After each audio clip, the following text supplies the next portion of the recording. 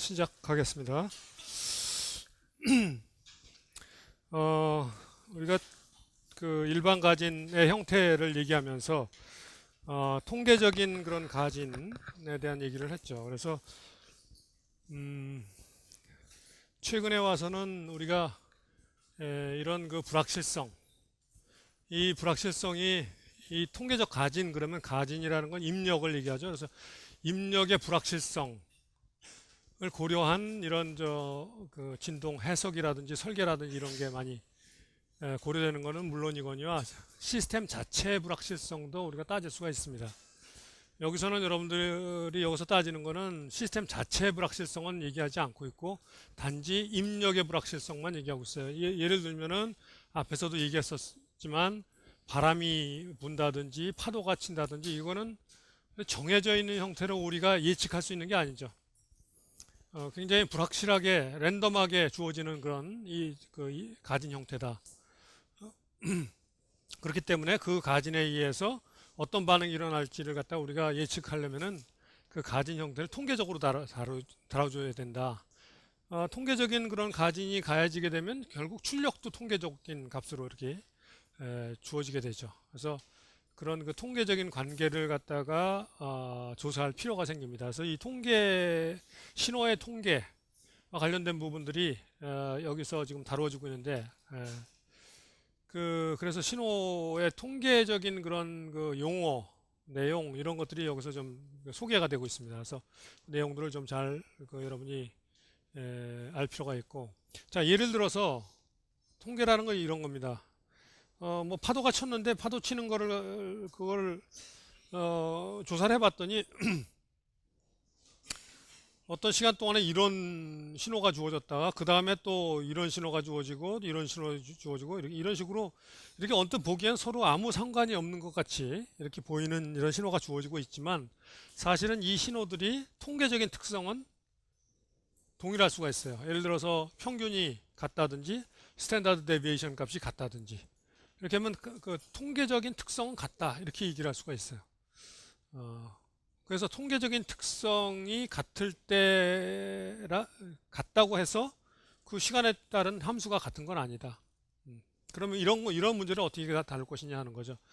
여기서 이렇게 우리가 예를 들어서 진동 실험을 한다 그러면은 이런 랜덤한 인풋을 가해주고 나서 실험을 하는데 이렇게 이런 신호들을 갖다가 이렇게 얻을 때 동일한 실험을 여러 번 반복해 가지고 이거 평균을 구하려면은 이런 걸 여러 번 반복해 가지고 그 내용을 갖다가 구합니다.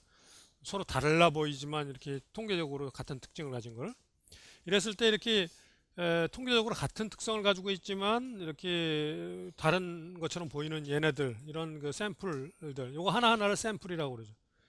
이 샘플들의 집합을 갖다가 우리가 앙상블 이렇게 얘기를 해요. 그러니까 보통 우리가 오케스트라나 이런 데서 여러 개의 악기들이 동시에 이렇게 소리를 낼 때 그 소리들의 집합을 앙상블이라고 하는 것처럼 신호에서 여러 종류의 그 랜덤한 이런 신호들을 이렇게 그 집합으로 모아놓은 이걸 앙상블이라고 보통 얘기를 한다. 그래서 이 앙상블이라는 용어가 이런 그 신호 처리에서는 그런 뜻으로 쓰인다 하는 거죠.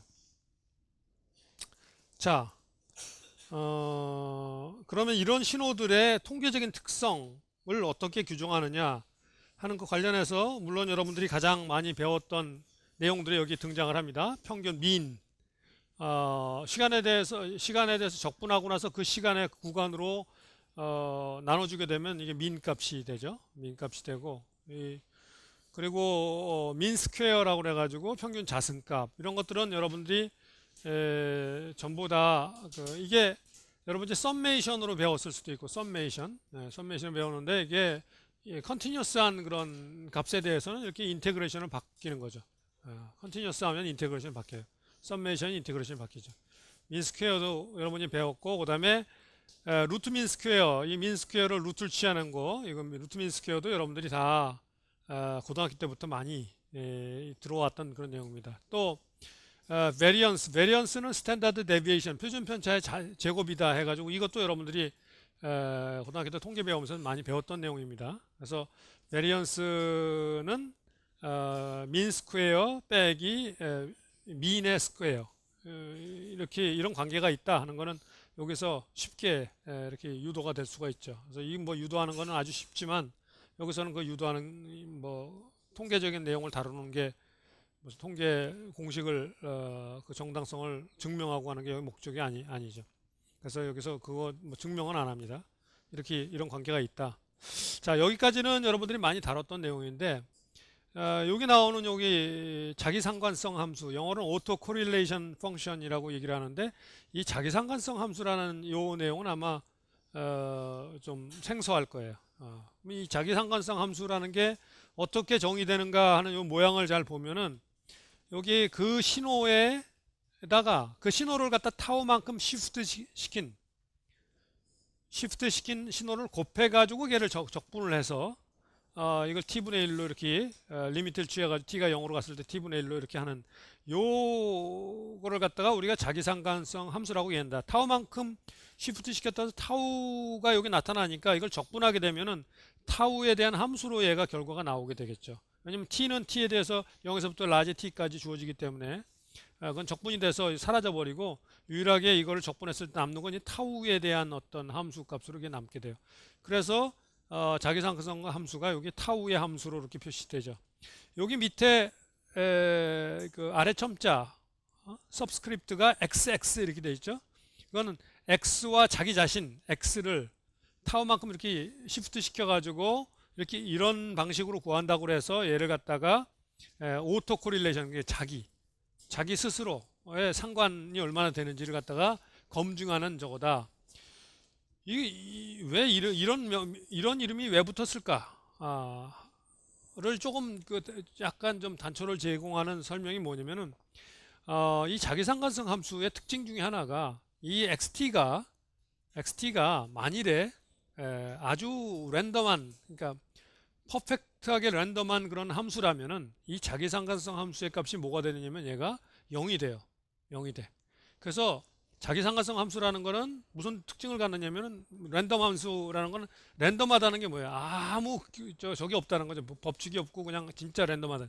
그랬을 때는 자기 신호와의 관계가 결국 이런 함수로 구해보면 0이 돼 버린다 이거죠. 그렇지 않은 함수들은 이게 0이 안 돼요. 절대 0이 안 돼요. 그래서 우리가 신호가 랜덤하냐 아니냐를 갖다가 판단하려면 이 자기상관성 함수를 구해보면은 이놈이 거의 0에 모든 그 타우의 값에 대해서 거의 0에 이렇게 붙어 있다 그러면 이거는 굉장히 이 신호는 원래 XT라는 신호는 굉장히 랜덤한 신호구나. 퍼펙트하게 랜덤한 신호를 갖다 우리가 화이트 노이즈라고 얘기를 해요. 화이트 노이즈, 백색 잡음. 노이즈를 갖다 우리가 잡음이라고 우리말로 해석하고, 그래서 화이트의 그 희다 하는 그 뜻의 화이트 노이즈 이런 말을 쓰죠. 그래서 화이트 노이즈의 자기상관성 함수가 0이 된다. 그래서 그런 그 용어에서 볼 수 있듯이 이 자기상관성 함수는 자기 스스로의 어떤 관계를 가지고 있느냐. 여기에 예를 들어서 xt가 sin t다. 그럼 그렇게 되면 이거는 그렇게 안 돼요. 자기상관성 함수가 조화함수로 sin t다 그러면 이거 해보면은 결국 sin 자승 t 뭐 이렇게 되는 꼴이 돼가지고 결국 얘가 또 다른 조화함수 타우에 대한 조화함수 형태로 나와요. 그러니까 그건 조화함수는 항상 0이 안 되죠. 그래서 일반적인 함수들은 이게 0이 안 된다. 자, 여기 자기상관성 함수는 오토 코릴레이션 함수라고 그랬는데 그 자기가 아니라 다른 신호하고, 그래서 뭐 y가 출력이고 x가 입력이다 그러면 입력과 출력 사이의 관계를 갖다 구하겠다면서 xt, y, t 플러스 타우 이런 식으로 x와 y가 서로 이렇게 관계를 갖다가 찾아보는 그런 건 크로스 코릴레이션이라고 그래요. 크로스 코릴레이션 펑션이라고 해요. 그러니까 x와 y 사이에 서로 그 어떤 교차 관계, 이런 그 상대적인 그런 관계 그런 걸 갖다가 나타날 때는 그래서 그 크로스 코릴레이셔널 펑션은 때로는 뭐 교차 상관성 함수 우리말로 뭐 그런 식으로 표시되죠. 용어는 약간씩 책에 따라 좀 다르게 나옵니다. 영어는 동일하지만 아직 우리나라의 그 용어가 좀 통일이 제대로 좀 안 된 부분들이 많이 있어가지고 그런 부분이 약간 좀 혼돈이 좀 있지만 여하간 영어로는 그런 뜻이 있다. 그래서 여기는 소개가 안 되고 있지만 교차 상관성 함수라 가지고 크로스 코릴레이션 펑션이라는 게 또 있다. 다른 함수하고 x하고 y하고 관계 이렇게 되면은 요 밑에 서브스크립트가 rxy 이렇게 돼요. rxy 이렇게 된다. 자, 요런 게 여기 하나가 더 등장하는데 이 함수가 왜 여기서 등장을 하느냐면은 이 함수가 굉장히 중요한 역할을 합니다. 이 함수가 신호 처리할 때 이 함수가 굉장히 중요한 역할을 하기 때문에 신호 처리할 때 이 자기상관성 함수를 먼저 구하고 그걸 통해서 다른 여러 가지 통계적인 그런 어떤 특성들을 갖다가 조사를 할 때가 많이 있기 때문에 이 자기상관성 함수를 많이 사용하게 된다. 그래서 여기서 소개가 되는 거다. 자, 요거에 대한 얘기를 조금 더 하기 전에 이런 통계적 함수를 갖다 분류를 할 때 통계적이다 얘기를 했을 때 통계적 함수를 분류를 할 때 크게 나눠서 안정적, 스테이셔너리, 불안전, 넌 스테이셔너리, 스테이셔너리 함수하고 넌 스테이셔너리 함수가 있는데 이때 이 스테이셔너리 하다는 안정적이라 하면 어떤 특징을 갖느냐? 앙상블들을 구성하는 샘플들의 평균값이 어느 시간에서 구해도 동일하다. 즉 평균값을 갖다가 아까 이 위에서 말이죠. 이 위에 그 그림에서 여기서 이 T1에서의 여기서의 이 X1, X2, X3, X4의 평균을 구했을 때와 T1 플러스 타우 여기서 구했을 때 이게 동일하면은 시간에 그 상관없이 항상 아무데나 서나 이렇게 했을 때 평균이 동일하게 나오면은 그러면 스테이셔너리라고 얘기를 한다 이런 얘기예요. 그렇지 않으면 넌 스테이셔너리예요. 일반적으로 우리가 통계적인 함수들은 스테이셔너리의 특징을 가지고 있습니다. 스테이셔너리의 특징을 가지고 있기 때문에 그런 저걸 하는 겁니다. 넌 스테이셔너리 한 경우가 되면 통계적으로 훨씬 다루기가 어려워지는 겁니다. 그런 경우는 그런데 그렇게 흔하게 나타나는 게 아니기 때문에 우리가 일반적으로 스테이셔너리를 갖다가 보통 가정하고 그걸 문제를 풉니다. 자, 그게 하나의 저거고 둘째 안정적인 함수는 요 특징뿐만 아니라 두 번째가 그 자기상관성 함수 값이 동일한 타워 값에 대해서 어느 샘플에서나 일정해야 된다. 그러니까 아까 X1이라는 샘플이 있고 X2라는 샘플이 있고 X3라는 샘플이고 있는데 그 샘플들을 어떤 걸 이용해서 이 자기상관성 함수를 갖다 구하더라도 그 값이 항상 일정해야 그래야 이 두 가지 성질이 요거하고 요 두 가지 성질이 만족해야 그걸 스테이셔너리라고 얘기를 한다 이런 얘기입니다. 그리고 일단 먼저 그 통계적 함수가 안정적, 불안정적 이렇게 나누고 나서 이 안정적 함수도 또 두 가지로 구분이 돼요. 그래서 여기 나오는 대로 균일 함수와 비균일 함수, 영어로는 ergodic, non-ergodic 이렇게 얘기를 합니다. 함수로 분류가 되는데 이 ergodic이라는 얘기는 뭐냐면은 한 샘플의 평균값과 자기상관성 함수의 값이 모든 샘플의 그것들과 동일한 경우를 얘기를 한다. 하나의 샘플, 아까 X1이라는 샘플의 전체 시간에 대해서 평균값을 구했을 때 다른 전체에 대한 평균값과 걔가 다 일정하다 이거죠. 그러니까 모든 샘플들의 평균값이 다 일정하다. 그런 얘기예요.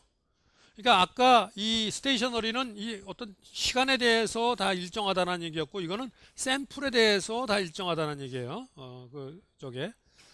그래서 가로 세로가 되는 꼴이에요. 가로 세로로 특징이 일정하다는 그런 뜻이 되는 거예요. 이게 설명을 하자면은 그래서 어거딕이라는 거는 그런 얘기다.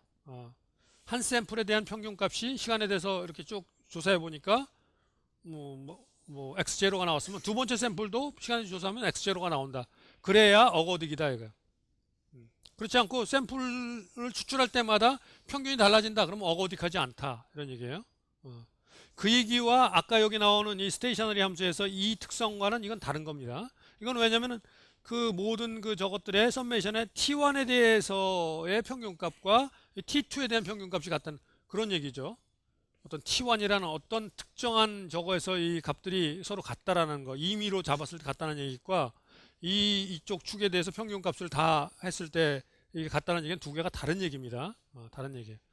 그래서 이 두 가지를 갖다 용어가 있는데 보통 우리가 통계적 함수를 우리가 다룰 때는 이 두 가지 가정이 성립한다고 가정하고 우리가 다루는 겁니다.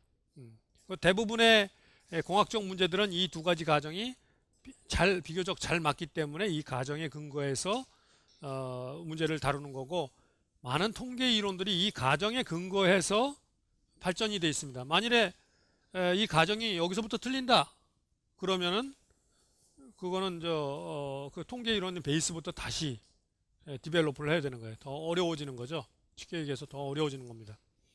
그래서 이 가정이라는 건 굉장히 중요해요. 가정이라는 건 이게 그냥 이런 가정이 있다라는 걸 여러분이 알고 있어야 되는 거는, 지금은 여러분들이 이런 가정이 성립하지 않으면 어떻게 할 거냐, 그거를 여러분들이 그것까지 할 저거나 계제는 아니에요.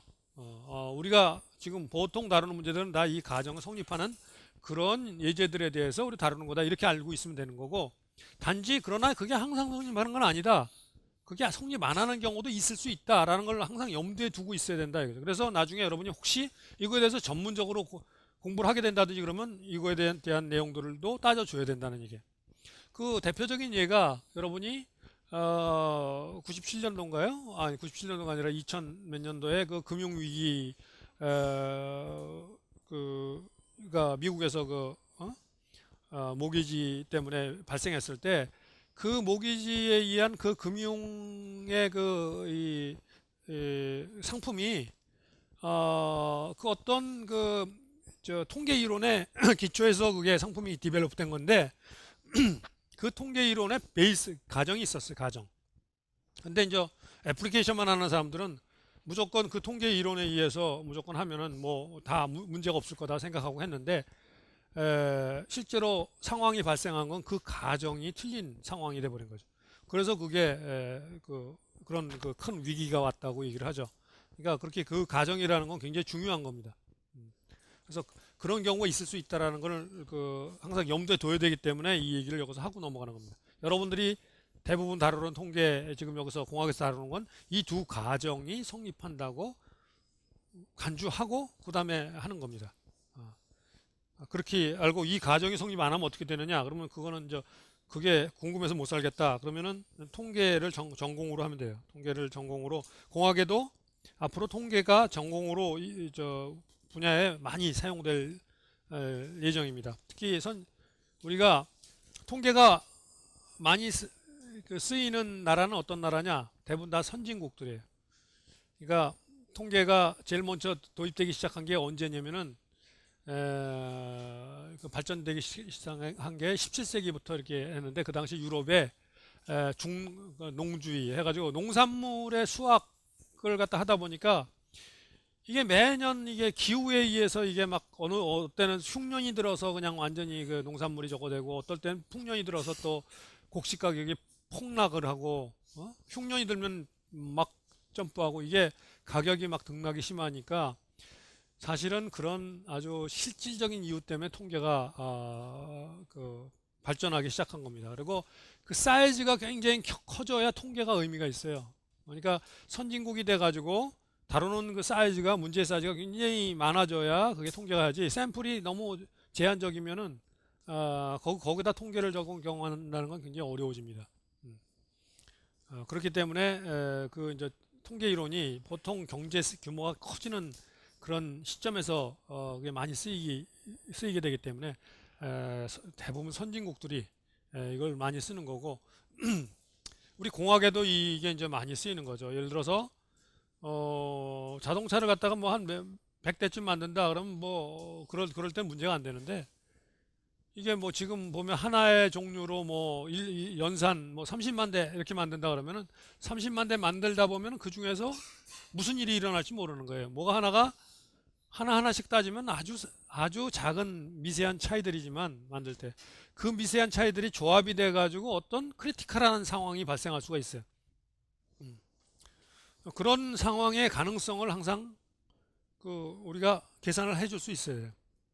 그래서 그런 가능성을 계산을 해줘야 뭘 할 수 있느냐, 보험을 들 수가 있는 거예요. 보험을. 내가 그렇게 했을 때, 이거 30만 대를 팔았을 때 이것 때문에 그런 크리티컬한 사고가 발생할 수 있는 확률이 얼마다. 그럼 그 확률에 따라서 그 사람한테 얼마를, 그런 사고가 났을 때 그 사람한테 그 사람이 수가 들어오면은 재판을 걸면은 내가 물어줘야 되는 돈이 얼마다. 그럼 그거에 근거해서 그 확률과 그거에 근거해서 내가 얼마를 보험을 들어놔야겠다. 이거 계산을 해놔야 돼. 자동차에서 다 그 보험을 다 들어놓습니다. 아니면 잘못하면 망해요. 한 번에 그냥 날아가는 수가 있어요. 그래서 그런 것도 다 계산을 해야 되는 거고 자기가 도대체 이걸 하면서 어느 정도 리스크가 있는지를 잘 알고 있어야 돼요. 아주 작은 리스크지만 그러나 일어났을 때는 아주 크리티컬하다고요. 그러니까 그런 것들을 통계적인 것들을 다 다뤄줘야 되는 저게 있습니다. 그래서 통계를 할 때 우리가 뭐 식스 시그마 이게 뭐냐? 여러분이 그 노멀 함수로만 따진다 그러면 이쪽 양쪽으로 시그마가 1 시그마, 2 시그마 이렇게 나가서 이쪽에 테일 쪽으로 이렇게 조그만 확률 분포 함수가 나오는데 그쪽의 면적에 6 시그마까지 간 이후의 면적 무지하게 작죠. 무지하게 작은 그런 이렇게 면적이지만 그 확률 이하가 되도록 만들어라. 이런 옛날에는 우리가 대부분의 엔지니어링 문제들이 3 시그마로 만듭니다. 3 시그마면 얼마냐면 99.73%뭐 이런 식이에요. 그러니까 99.73%니까 얼마입니까? 0.27%의 페일러가 일어날 저거. 0.27% 그런 게 뭐 일어날 거 할지 모르지만 아까도 얘기했지만 30만 대 만드는 0.27%면 이게 무지하게 많이 일어나는 겁니다. 그렇게 되면 그러면 뭐 그건 큰일 나는 거예요. 그러니까 뭐 3 시그마로 디자인해서는 안 되는 거예요.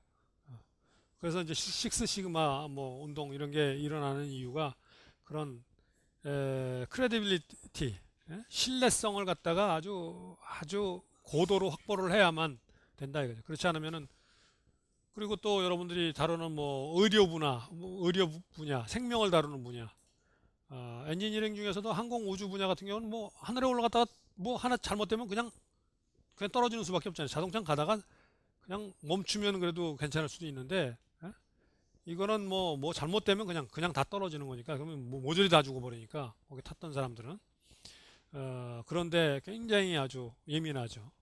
그래서 예를 들어 여러분이 재료학 배우면서 보통 미케니컬 엔지니어링에서 재료 내구성 설계할 때 보통 세이프티 팩터를 우리 쪽에서는 한 2.0 이렇게 하죠. 2.0. 토목이나 이런 데는 뭐 10, 20 이렇게 해요. 그냥 뭐 그러고도 뭐 이익이 많이 남기 때문에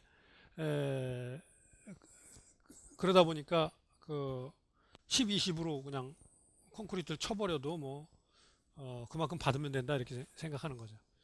너무 이게 뭐냐면 세이프티 팩터가 이렇게 높다는 얘기는 재료를 불필요하게 많이 쓴다는 얘기고 그 얘기는 뭐냐면은 그만큼 거기에 그 이익이 터무니없이 많다는 얘기예요.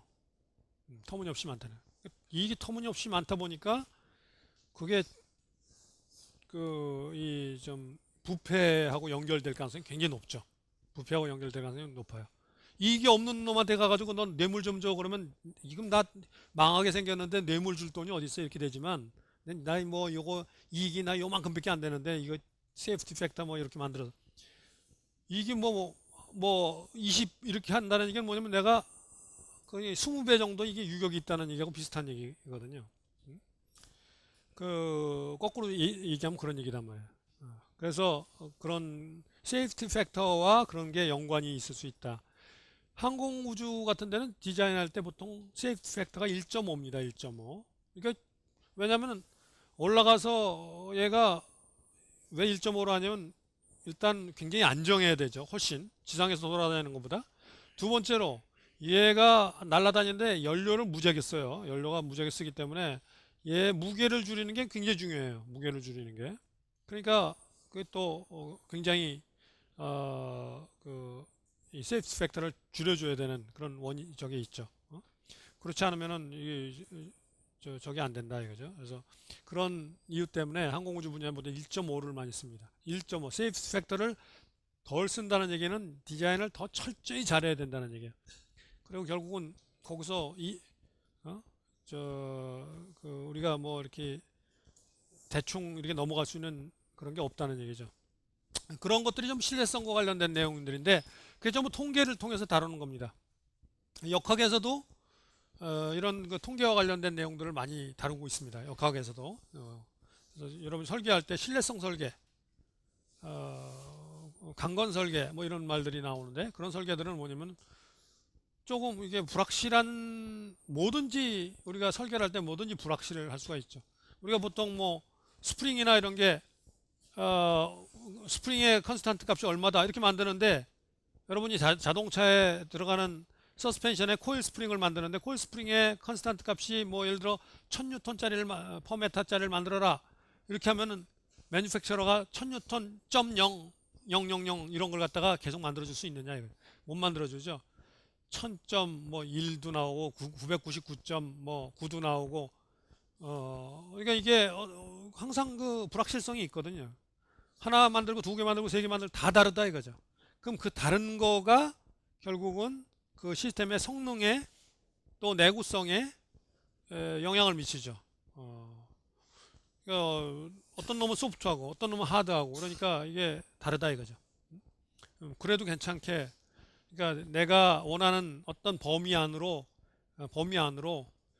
설계 그 만들어질 확률이 99.9999 정도가 되도록 만들어라. 그러려면 어떻게 해야 되느냐? 이걸 따져줘야 되는 거예요.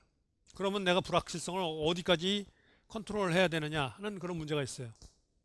그 불확실성을 컨트롤하는 데는 여러 가지 방법들이 있는데 그건 설계와 관련돼서 여러 가지 또 여러분이 통계와 더불어서 배워야 되는 겁니다. 역학에도 그런 내용들이 많이 다뤄지는데 이런 통계 이론들이 지금 나오는 게 그런 거와 다 밀접히 연관이 돼 있다. 자, 일단 아까 자기상관성 함수가 다른 통계적인 특징과 관계가 있다고 얘기를 했는데 여기 보면은 자기상관성 함수 타우 함수에다 0을 집어넣은 게 이게 민스퀘어 값이 돼요. 그래서 왜 여기다 0 집어넣으면 그 정의에서 그게 민스퀘어 정의로 되는 걸 알 수 있어요. 자기상관성 함수에 타우가 0이 들어가면 x제곱이 돼버리기 때문에 인테그랄 x제곱이 돼버리니까 원래 xt 플러스 타우였는데 타우가 0이 되면 xt의 제곱이 돼버리니까 바로 민스퀘어가 돼버린다. 또 자기상관성 함수를 후리에 트랜스폼 하게 되면 얘가 뭐가 되냐면 소위 말해서 얘가 파워 스펙트럼 밀도 함수라는 파워 스펙트럴 덴시티 펑션이라는 이런 함수가 얻어지는데 이건 뭐냐? 이 신호 속에 xt라는 신호 속에 들어가 있는 그 신호 속의 주파수들의 에너지 밀도를 갖다가 구한 게 바로 이거예요. 에너지 밀도. 그러니까 xt라는 거에 들어가 있는 주파수별 에너지 밀도를 갖다가 보고 싶다. 그러면은 자기상관성 함수를 먼저 구한 다음에 그놈을 후리에 트랜스폼 하면은 이게 구해져요. 이게 왜 이렇게 해서 이게 구해주느냐? 이게 어떤 관계가 있느냐? 하는 거는 여러분들이 이제 이 신호 이론과 관련된 거를 기초부터 배워야 되는데 여기서는 그런 뭐 기초적인 신호 이론에 대한 걸 다루는 건 아닙니다. 여러분은 이걸 지금 이용하는 입장에서 이걸 하는 거고 여기에 관련된 내용들을 약간씩은 뭐 증명도 해가면서 이렇게 배우지만 모든 거를 다 증명하면서 배우지는 않습니다. 그거는 여러분들이 더 고등 과정에 가서 배우는 거죠. 여러분들이 예를 들어서 지금 1 더하기 1은 왜 2가 되느냐 이런 거는 안 배우잖아요. 1 더하기 1이 왜 2가 되느냐 뭐 당연한 거 아니야 이렇게 생각하지만 그건 경험으로 당연한 거고 수학적으로 이럴 때 그건 당연한 게 아니에요. 그것도 증명합니다. 다. 그거 증명하는 게 수학적으로 증명하는 단계가 다 있어요. 뭐든지 깊이 들어가면 더 베이직하게 증명해야 되는 것들이 있어요. 그건 이제 그래서 그 더 높은 단계에 가야 그런 것들을 이제 배울 수 있는 거고 지금은 일단 이걸 이용하는 데 초점을 맞춰서 이런 관계가 있다라는 걸 갖다가 알 필요가 있는 거고 그 다음에 여기 그 앞에서 말이죠. 여러분이 앞에서 배웠을 때 이 유닛 임펄스 리스폰스 펑션 단위 충격 응답 함수라고 해서 HT라는 거를 갖다 했죠. 어떤 그 감색계가 됐던 뭐 무감색계가 됐던 하여간 임펄스 유닛 임펄스 단위 충격을 딱 가했을 때 그 리스폰스가 어떻게 나오느냐 하는 게 HT로 구해졌는데 그 HT를 후리에 트랜스폼 한 게 바로 트랜스퍼 펑션이에요.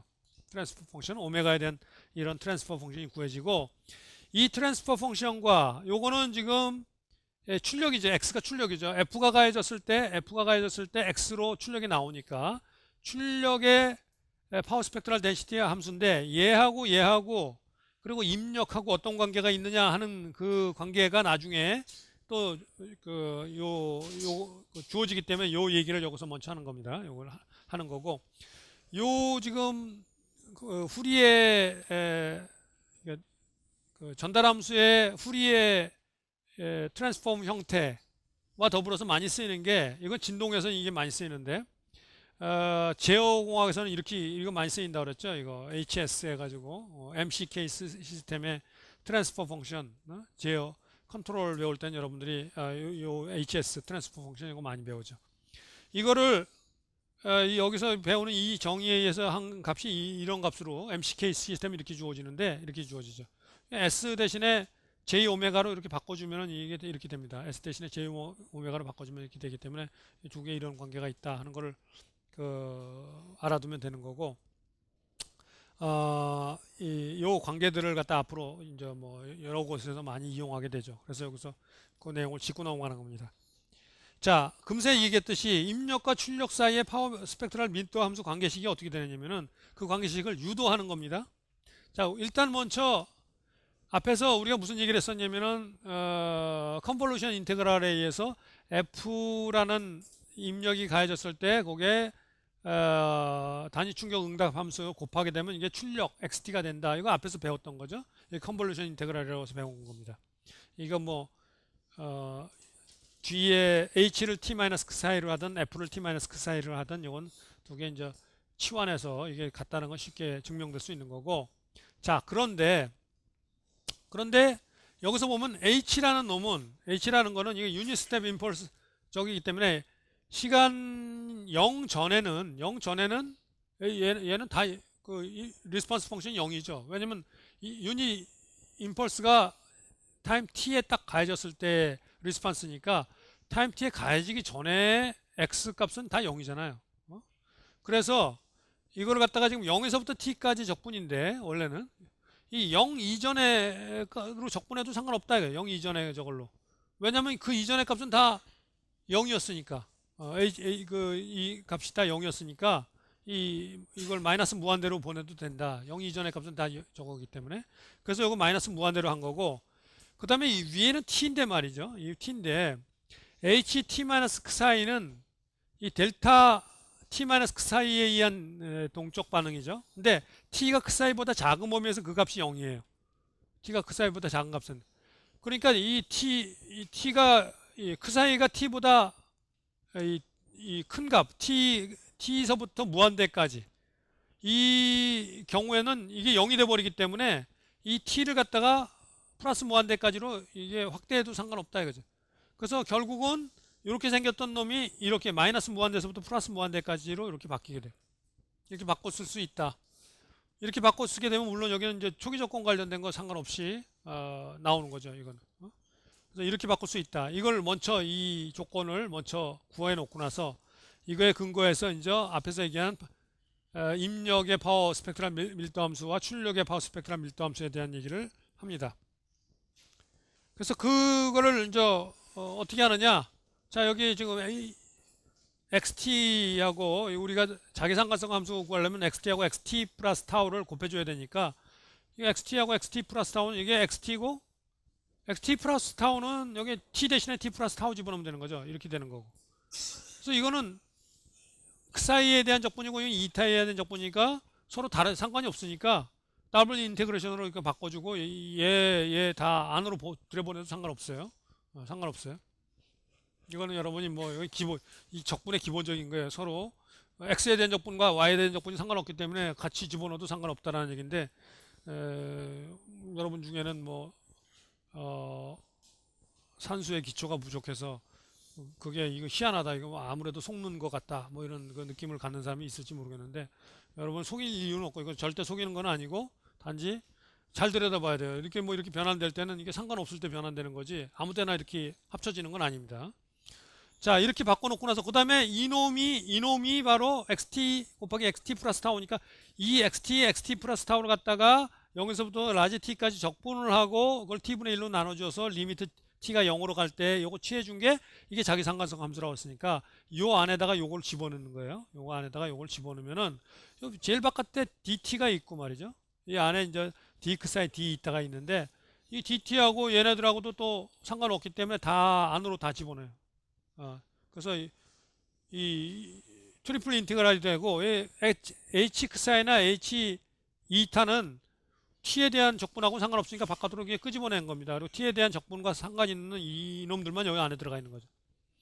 그러니까 이게 이렇게 되기 때문에 ft-xi와 ft 플러스 타우 마이너스 이타 이렇게 되기 때문에 요 놈이 바로 요게 f에 대한 바로 요런 자기상관성 함수죠. 요런 자기상관성 요 놈이 자기상관성 함수의 정의에 의해서 이렇게 되는 겁니다.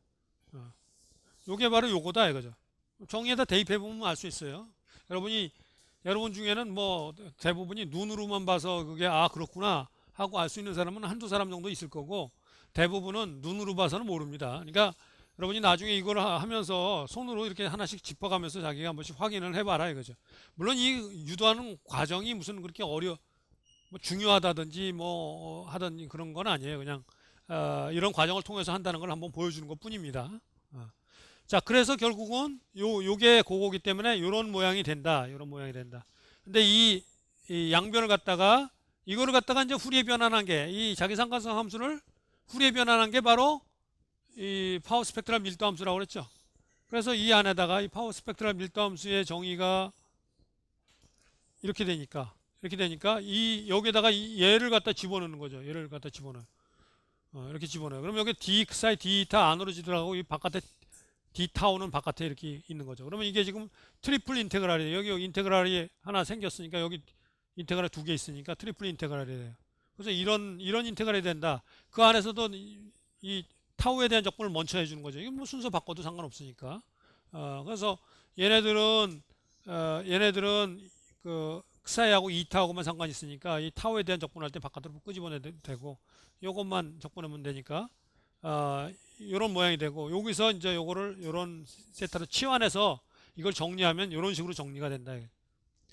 이게 이렇게 정리가 되기 때문에 요 관계식에서부터 여기서 요 세트하고 상관없는 놈은 요쪽 바깥으로 끄집어내고 세트하고 상관 있는 놈만 안으로 남기게 되면 요 놈이 바로 요 RFF 세타예요. RFF에 대한 바로 파워 스펙트럴 함수가 되는 거죠. 아까 XFF RXX일 때가 SXS고 요거는 RFF일 때는 SFF가 되는 거죠. 그래서 결국은 요렇게 되고 요걸 지금 요 안에 들어간 놈을 정리를 해보면 결국은 요거에 대한 놈, 요거에 대한 놈, 요거에 대한 놈. 이거 딱 이타에 대한 적분과 크사에 대한 적분과 이게 다 분리가 돼서 결국은 H-오메가 곱하기 H-오메가 곱하기 SF. 얘하고 곱한 건 H 스퀘어예요. 전달함수의 스퀘어. 이건 해보면 여러분이 H-오메가에 대한 거기다가 직접 해보면 금세 알 수 있습니다. 그래서 결국은 이런 관계가 얻어진다. 즉 입력의 파워 스펙트럴 밀도 함수에 트랜스퍼 펑션의 제곱을 곱하면 출력의 파워 스펙트럴 밀도 함수가 구해진다. 이게 왜 파워라고 불리느냐? 파워라는 건 보통 속도의 제곱이 에너지가 되잖아요. 에너지와 관련되는 거잖아요. 속도의 제곱과 관련되는 거기 때문에 원래 관계는 뭐냐면은 입력과 출력 관계가 F에다가 트랜스퍼 펑션 H를 곱하면은 출력 X가 구해진다. 이게 원래 이게 관계잖아요. 이 관계만 가지고도 우리가 입력과 출력 사이를 갖다 오메가에 대해서 이런 관계를 얻는데 이 관계가 왜 필요하냐? 이 관계를 쓰는 이유는 바로 여기서 우리 트랜스퍼 펑션 구하려고 그래요. 트랜스퍼 펑션을 갖다 입력의 앞에서 나온 그 정의에 의해서 입력의 파워 스펙트럴 밀도 함수를 갖다가 보통 진동적 할 때 먼저 구하고 출력의 파워 스펙트럴 밀도 함수도 이 정의에 의해서 구하게 되면은 이 랜덤 함수들에 대해서 그 결과를 두 개를 가지면 얘로 나누면 이게 H 스퀘어가 되잖아요. 그래서 트랜스퍼 펑션의 제곱이 나오기 때문에 거기서 트랜스퍼 펑션을 구할 수가 있는 거예요. 그런 식으로 이걸 트랜스퍼 펑션을 구합니다. 그러면은 왜 그렇게 구하냐? 이거 가지고 그냥 구하면 될 거 아니야. 이게 입력을 후레 트랜스폼한 놈하고 출력을 후레 트랜스폼한 놈하고 사이 관계가 이렇게 구해주면 그냥 이놈을 이걸로 나눠주면은 이게 H 오메가가 나오는데 왜 구태여 이렇게 구하느냐? 이런 생각이 들죠. 근데 이렇게 하면 나중에 이걸 여러분이 배우게 되지만 이렇게 하면 이게 에러가 굉장히 많이 나오거든요. 에러가 굉장히 많아요. 에러가 많아서 이걸 못 써요. 못 쓰고 그래서 이거를 씁니다. 그래서 이 관계식이 더 심플하지만 이걸 쓰는 이유가 그거고, 이거를 보면은 이 양쪽을 제곱을 해주면은 이게 h 제곱이 되잖아요. 그러니까 제곱의 관계가 되기 때문에 입력의 제곱, 출력의 제곱 이렇게 관계가 되니까 제곱한다는 건 바로 아까 얘기했지만 그 에너지 그 어떤 디스플레이스먼트 어떤 이 디스플레이스먼트 제곱이 되니까 결국은 그 에너지 입장에 보면은 여러분이 그 포텐셜 에너지만 봐도 디스플레이스먼트의 제곱이 2분의 1 kx 제곱 이렇게 되잖아요. 그러니까 에너지 형태로 나온다는 거죠. 양쪽이 제곱이 돼 버리니까 이거 양쪽 제곱이 됐을 때 이쪽 제곱 입력의 제곱에다가 트랜스퍼 펑션의 제곱을 곱한 게 출력의 제곱이 된다는 그 관계식에서 보듯이 얘도 그런 모양이다 이거죠. 그러니까 얘가 그래서 파워 스펙트럴 밀도 함수라고 불리는 이유가 바로 제곱 관계를 가지고 있기 때문에 그렇다. 트랜스퍼 펑션을 제곱에 의해서 연결이 되기 때문에 그렇게 불리는 거다 하고 이해를 하면 되겠습니다. 약간의 그 단초를 제공하는 설명이 되겠어요. 자, 그래서 예를 들어서 보면은 예제가 있습니다. 여러분 이제 보면은 어떤 일자유도 감쇄 진동계에 파워 밀도 함수가 S0로 일정한 입력이 가해질 때 이때 출력의 파워 밀도 함수는 얼마냐? 그러면 이게 MCK 시스템일 때 H는 이렇게 주어진다고 그랬으니까 H의 제곱은 이거의 제곱인데 이 제곱이 여기에 플러스 오메가 마이너스 오메가 이렇게 집어넣어가지고 두 개 곱하면 된다고 그랬죠? 곱하면 이렇게 돼요. 이렇게 있고요. 이거 아까 H 오메가 곱하기 H 마이너스 오메가가 된다고 그랬는데 그렇게 해서 이렇게 됩니다. 자, 그래서 결국은 S0에다가 얘를 곱한 게 바로 출력의 파워 스펙트럴 밀도 함수가 된다는 관계식에서 이런 관계로 얻어진다. 그런 얘기입니다. 파워 스펙트럴 밀도 함수의 함수값, 이게 S0 일정한 값, 이런 함수를 뭐라고 그러냐면 이걸 화이트 노이즈라고 그래요. 일정하게 그 주파수 그 신호 속에 들어가 있는 모든 주파수 성분들의 파워가 일정할 때 그걸 갖다 백색 잡음이라고 보통 얘기를 한다. 그렇지만 이게 주파수가 0에서부터 무한대까지 있는데 무한대까지 모든 성분들이 일정하게 들어가는 그런 거를 만들기는 현실적으로 불가능해요. 그래서 항상 우리가 관심이 있는 주파수 범위에서 일정한 그런 거를 만들어 가지고 그거를 거꾸로 가지고 이런 함수를 제너레이션하는 그런 수치적인 방법들이 있습니다. 제너레이션 해가지고 그걸 쓰는 경우가 많습니다. 그래서 여러분은 여기에 백색 잡음 형태가 여기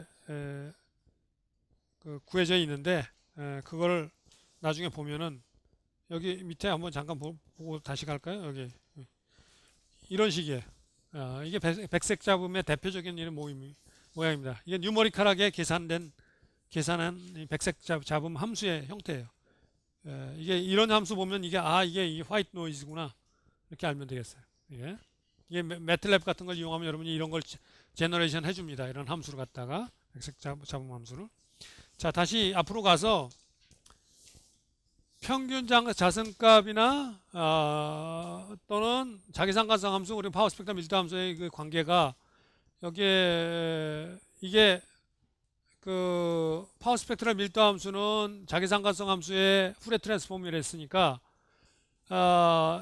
자기상관성 함수는 파워 스펙트럴 밀도 함수의 역변환 후리의 역변환 관계가 되죠. 그래서 이런 관계가 돼요. 여기다가 0 집어넣은 게 민스퀘어라고 그랬잖아요. 알타. 0 집어넣으면 결국은 여기 타우 대신에 0 집어넣으니까 여기 타우 대신에 0 집어넣으면 이 익스포넨셜 0은 1이죠. 그러니까 그냥 S, XX, 오메가, D, 오메가 이렇게 된다 이거죠. 그래서 얘를 출력의 파워 스펙트럴 밀도 함수를 여기 이렇게 적분을 하게 되면은 오메가를 따라 오메가 도면에서 적분하면은 그게 민스퀘어가 된다. 입력이 있으면 이 관계가 있으니까 이걸 적분하면 또 그게 민스퀘어가 된다 하는 이런 관계식들을 얻을 수가 있다. 이런 관계식들이 흔히 신호 처리할 때 나중에 지금은 여러분들한테 뭐 별로 그 의미가 없어 보이지만 나중에 본격적으로 신호 처리를 전공하게 되면 이런 관계식들이 굉장히 유용하게 사용이 됩니다. 신호 처리를 할 때. 그래서 민스퀘어를 구할 때 여러분이 민스퀘어라는 게 신호가 디스크리트하게 하나씩 하나씩 이렇게 주어지면은 그 신호 가지고 저 썸메이션 해가지고 하나씩 하나씩 더해가지고 평균 내고 뭐 평균 민스퀘어 구하고 뭐 스탠다드 데비에이션 구하고 할 수 있지만 지금처럼 랜덤한 막 신호가 컨티뉴어스하게 막 나오면은 그거 민스퀘어 어떻게 구할 거냐 이거죠. 이런 방법으로 구하는 겁니다. 이런 방법으로 구하는 거. 자, 그리고 여기 밑에 적분 공식들이 주어진 공식들이 있는데 이거는 여러분들이 이런 종류의 계산들을 실제로 주어져서 할 때 이런 형태로 주어졌을 때 그 값이 이렇게 된다는 게 테이블로 이미 구해진 값들이 있어요. 그래서 이것들을 이런 형태가 여러분이 문제 풀다 보면 종종 나타나니까 요거 이용하라고 여기 써놓은 겁니다. 물론 이걸 외우라는 얘기는 아니에요. 외우라는 얘기는 이거 외울 필요 없습니다. 외워봐야 뭐 조금 지나면 다 잊어버릴 테니까 이건 외울 필요 없고 이걸 풀어야 되는 문제가 난다 그러면은 그거는 그 공식을 다 여러분들한테 주어지고 주고 구하라고 보통 얘기를 하죠. 그런데 보통 공식을 줄 때 내가 요 문제 풀 땐 요거 써라 이렇게는 안 줘요. 공식을 한꺼번에 쫙 다 늘어놔줘요. 그러니까 여러분이 한 번이라도 이거 몇 번 본 사람들은 이 공식이 바로 여기 쓰는 거지 하면서 아는데 그걸 안 한 사람들은 봐도 어떤 공식을 써야 될지 모르는 수가 있어요.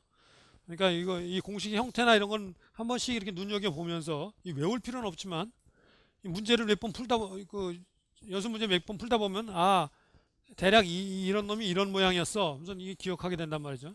그럼 이게 주어졌을 때 알아요. 근데 그렇지 않은 경우는 공식을 줘도 잘 이거 어디다 써먹는 건지 모르는 경우가 발생합니다. 그러니까 그 점을 좀 염두에 둬라 이거죠. 아까도 얘기했지만 백색 잡음 이게 t가 0일 때를 제외하고는 백색 잡음일 때는 모든 그 오토 코릴레이션 함수가 0이 되는 이런 함수가 이 백색 잡음 함수라고 얘기를 한다. 이 얘기입니다. t가 0일 때는 뭐예요? t가 0일 때는 그러면 x 스퀘어가 돼버리기 때문에 그건 0이 될 수가 없어요. 그죠? 이 자기상관성 함수가 xt 곱하기 xt 플러스 타우였는데 타우가 저 안에 있는 타우가 0이 돼버리면 x 제곱이 돼버리잖아요. x 제곱 적분한 게 0이 될 리는 없죠. 아무리 백색 잡음이라고 해도. 그래서 0일 때만 제외하고 전부 다 0이 되는 그런 함수를 얘기하는 겁니다. 자,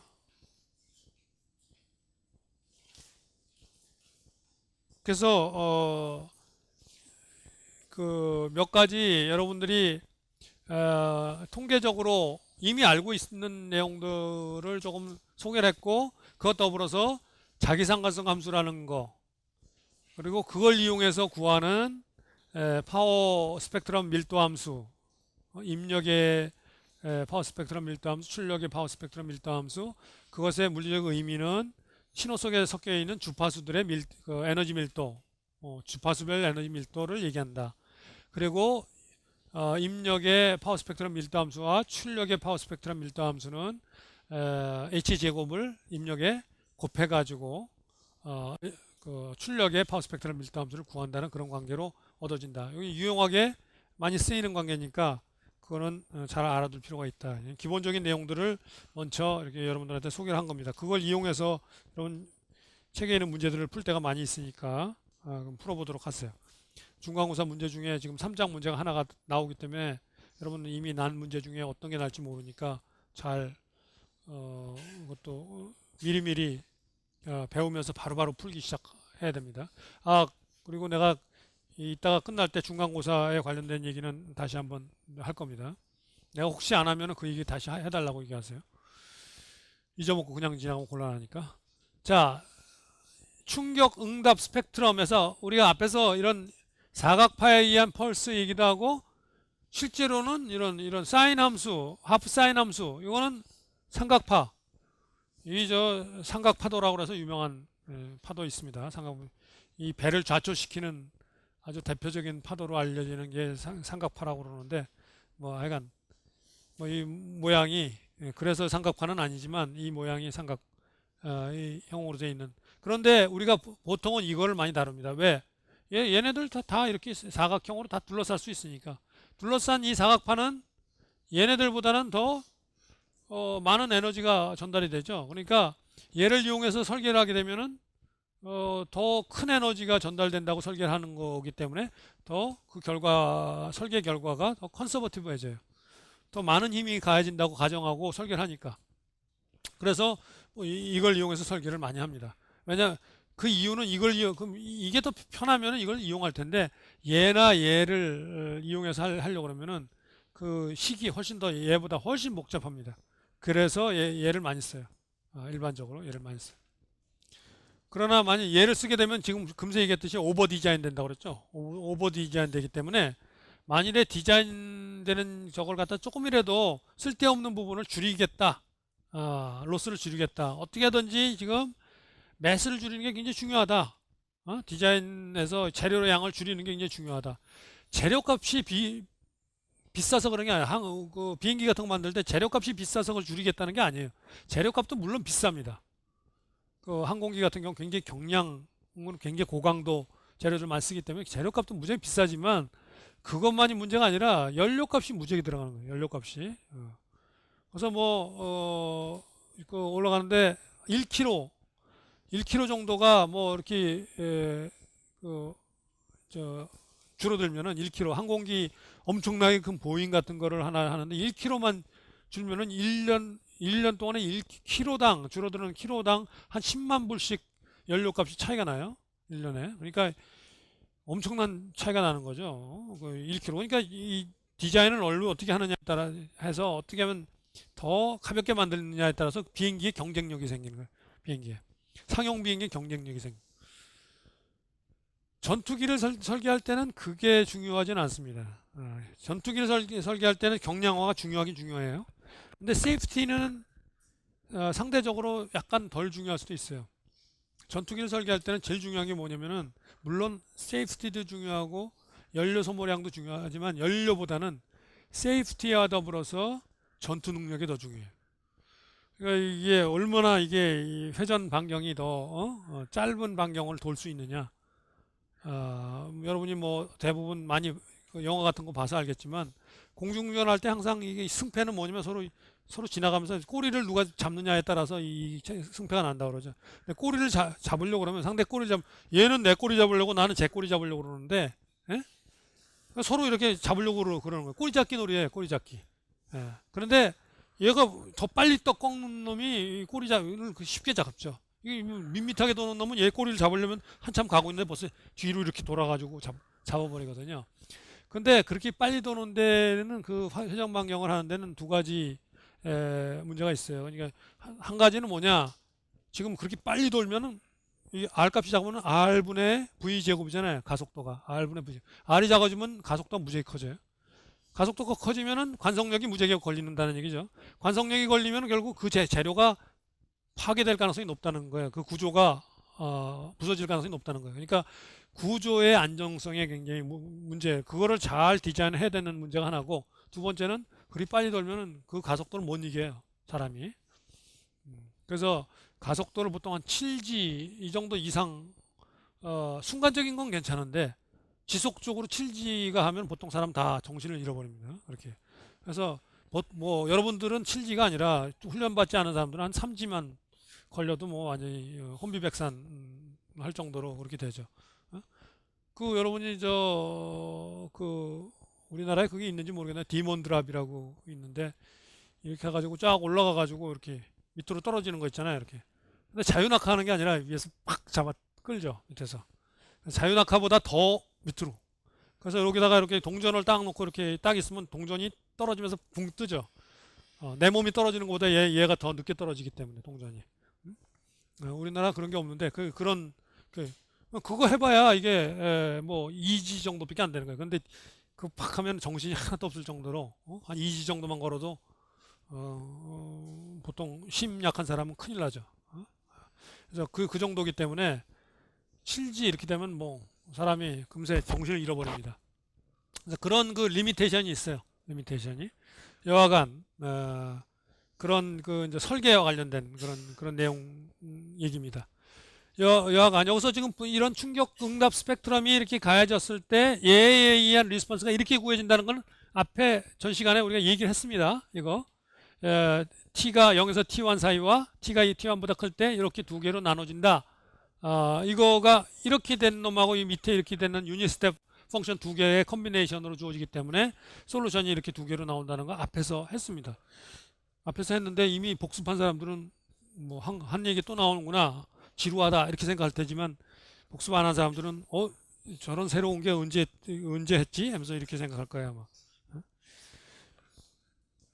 이걸 왜 하라는 건 이거 기준에서 여기서부터 출발해서 이제 설명하는데, 이게 새롭게 보이면은 곤란한 거죠.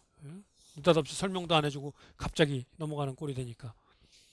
근데 옛날에 설명한 걸 반복해서 설명할 시간이 없어요. 그거 말고도 여러분 배워야 될 게 너무 많아가지고.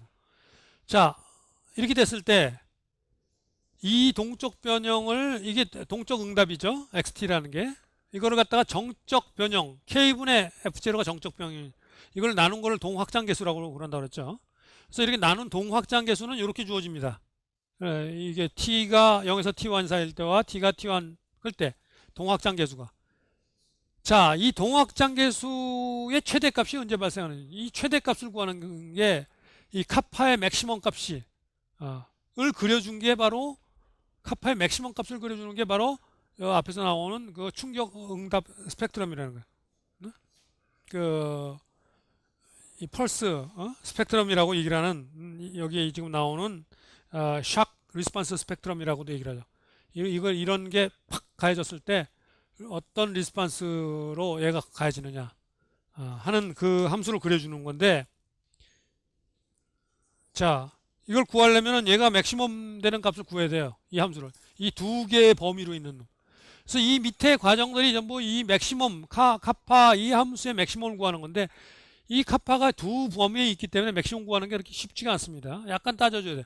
여러분이 고등학교 때 이런 거 맥시멈 구하는 것들, 두 범위로 있는 것들 잘 배웠던, 산수를 잘했던 사람들은 이거 아무 문제가 없을 테고, 이거 그때 산수 잘 못해가지고 그랬던 사람들은 이거 하는데 약간 머리를 싸맬 테고, 여기 설명은 잘 돼 있는데, 이게 잘 돼 있는 건데도 여러분이 보면은 이게 무슨 소리 하는지 잘 모르겠다 이렇게 되는 사람도 아마 한 번 봐서 잘 이해 안 되는 사람들도 있을 거예요. 자, 지금 설명을 잘 들으세요.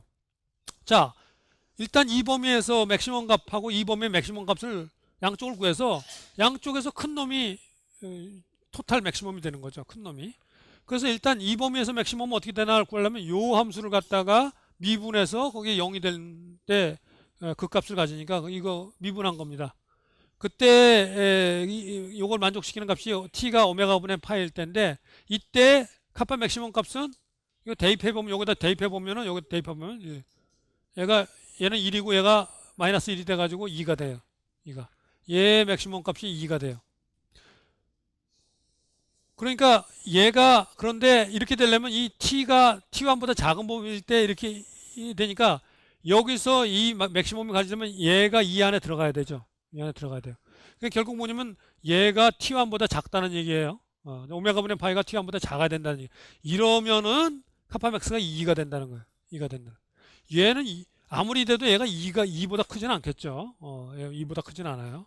같은 얘 절대값이 1이고 얘 절대값이 1인데 얘 뺀 게 이게 저보다 클 수 없어요. 이보다. 그래서 그렇게 되면은 얘가 맥시멈이 될 거다 하는 거는 금세 알아요. 이것만 만족하면. 그런데 만일에 아까 얘기했지만 오메가 분의 파이가 t1보다 커브적으로는 여기서 맥시멈이 안 돼요. 여기서 맥시멈이 안 돼. 그러니까 결국은 안 되고 얘는 단순 증가함수가 돼요. 해보면은 단순 증가함수가 1-1 코사인 오메가 t가 단순 증가함수가 돼서 그 값이 존재하지 않는 함수가 된다 이거죠. 자, 그럼 그놈하고 뭘 비교해야 되느냐? 이 밑에 맥시멈 될 때하고 비교해서 그 둘 중에 큰 놈을 골라야 돼요. 그래서 요게 단순 증가함수일 때는 t1을 대입하면 1-1 코사인 오메가 t1이 제일 큰 값이 되는 거고, 이쪽 범위에서는. 그리고 여기서의 맥시멈 값을 구하기 위해서는 요 놈을 또 미분해서 구해야 되는 거죠. 그래서 그놈을 또 여기서 보면 요거는 1마이너스 코사인 오메가 t는 요런 함수로 돼서 결국은 요런 범위 내에서 요 함수의 맥시멈 값은 이게 되든지 이 범위에 따라서 오메가 분의 파이가 t1보다 작은 범위일 때는 이게 되지만 오메가 분의 파이가 t1보다 크게 되면은 결국 이게 맥시멈이 된다. 이 함수의 맥시멈 값은. 근데 요 두 번째 함수의 맥시멈 값은 그렇게 이제 안 되겠죠. 그래서 이 두 개에 대해서 이렇게 된다. 이 두 개의 조건이 요 조건하고 요 조건이 요 조건하고 요 조건으로 바꾸는 거는 뭐 오메가 대신에 타우로 오메가는 타우분의 2파이니까 그걸 바꿔서 한 것 뿐입니다. 그래서 이렇게 두 가지 조건이 나온다 하는 거고, 자, 두 번째 밑에 이놈의 맥시멈 값을 구하려면 저놈을 또 미분해야 되죠. 그거 비교해야 돼요.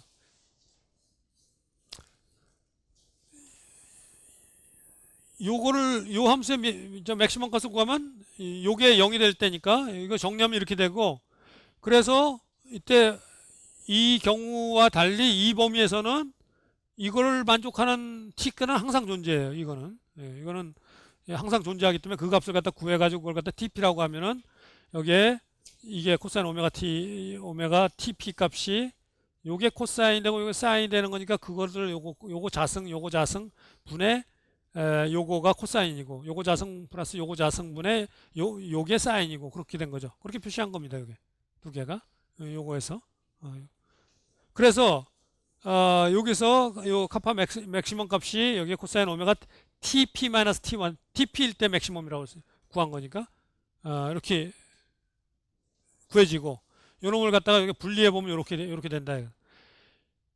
여기서 구한 이 식을 갖다가 요거를 갖다가 대입해서 카파 맥시멈 값을 갖다가 요걸 갖다가 이렇게 구해 보면은 요 앞에서 구한 요거하고 요거를 여기다 대입해서 말이죠. 오메가 코사인 오메가 TP는 요거다 대입하고 사인 오메가 TP는 요거다 대입해서 요걸 정리해 보면 요런 값이 돼요. 이렇게 정리가 돼요. 자, 두 번째 범위에서는 요 t가 t1보다 큰 범위에서는 두 번째 범위에서는 얘가 되고 첫 번째 그 영역에서는 아까 2가 되든지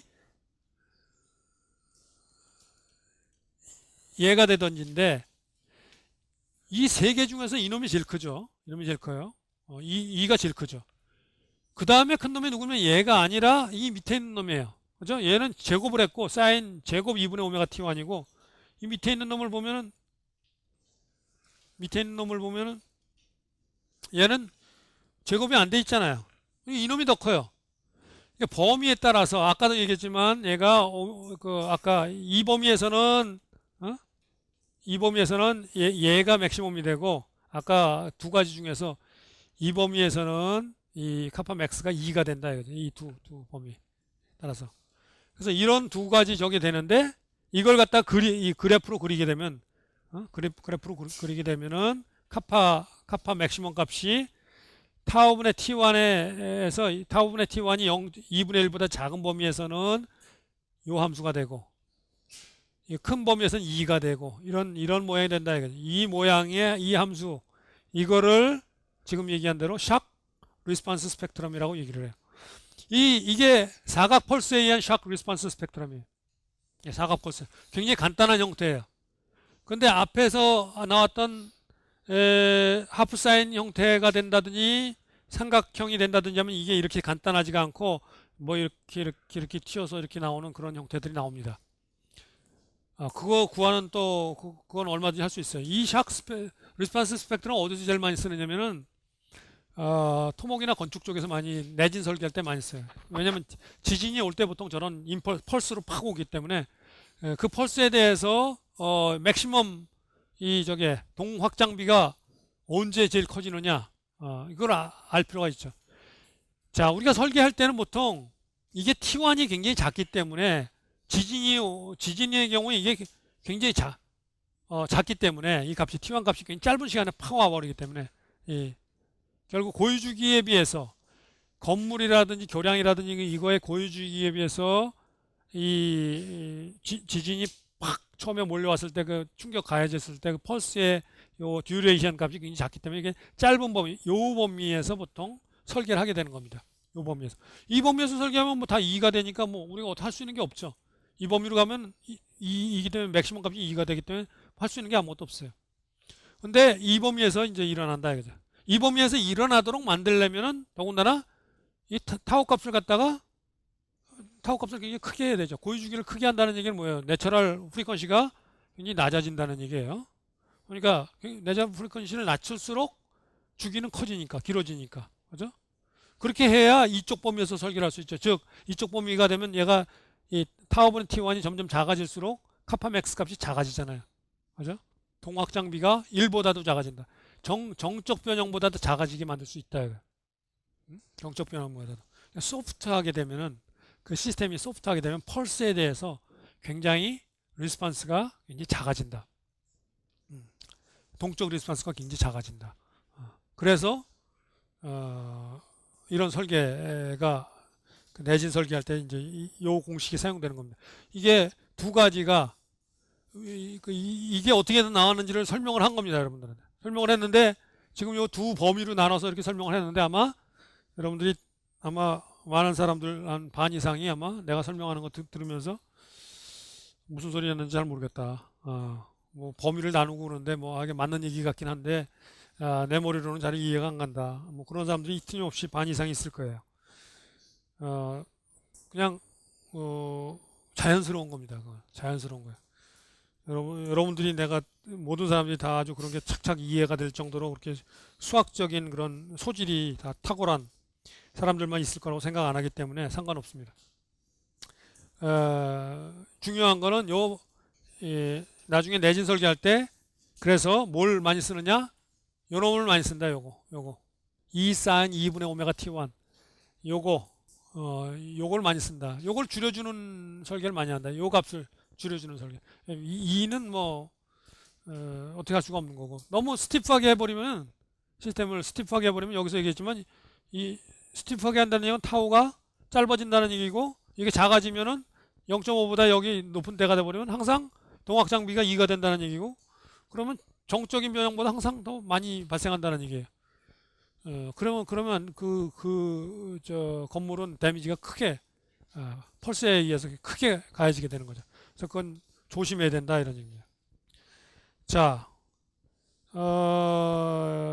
그런 요 밑에 요 내용들은 그 내용들을 이용해서 다음 시간에 좀 더 상세하게 얘기를 하도록 하겠고 요거는 그냥 수식들이어서 그렇게 뭐 어려운 내용은 없습니다.